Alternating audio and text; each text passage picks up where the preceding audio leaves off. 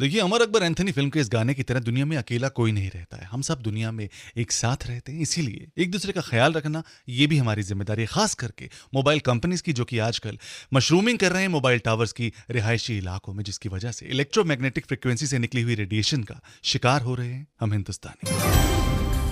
लेकिन क्या गाइडलाइंस हैं सरकार की ओर से इस तरह के मोबाइल टावर सेटअप करने की? आइए यही जानते हैं राजन मैथ्यू से, जो हैं director general of cellular operators association of India.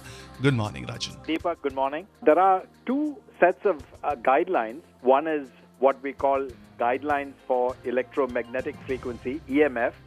That is set by the government. So Sarkar has basically said that we follow international guidelines.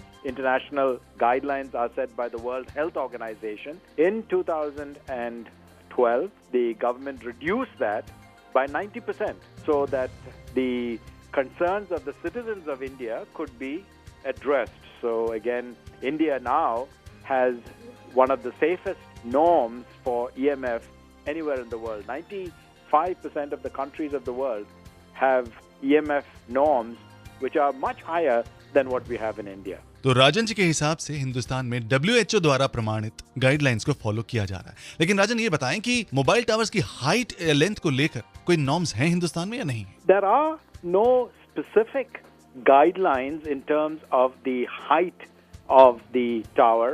It will depend upon the relative heights of the buildings in the area, because the antennas must be above all of the building heights because they cannot be blocked by other buildings. मतलब अगर किसी building के ऊपर tower है और उसके सामने कोई लंबी बिल्डिंग है, तो उस टावर को उस बिल्डिंग से भी लंबा होना चाहिए? Yes, usually that is the case.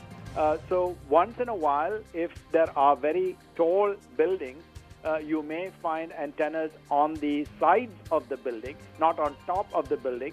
But in that case, there must be a minimum distance between the antenna and the building closest to it. So usually there are about maybe 3 meters at the most, or at least beginning at 2 or 3 meters from the antenna to the next building where people stay. That's usually a guideline. तो राजन, अगर इन guidelines को, norms को ना माना जाए, गलती की जाए, तो उसकी सजा का क्या प्रावधान है? किस तरह के फाइन्स हैं? तो गलती हो गया है तो बहुत पेनल्टीज है. There's 10 lakh penalty for every violation of a tower if the emissions are not at the safe level. So 10 lakhs is a pretty stiff penalty, and so operators do not violate that. और राजन, दिल्ली ये भी जानना चाहती है कि क्या mobile tower से निकलने वाली रेडिएशन से कैंसर भी हो सकता है? Best scientific studies have shown no risk of cancer coming from the low levels of emission from mobile handsets or mobile towers. That is the conclusion of the World Health Organization. The government of India has also looked at the same studies and adopted it.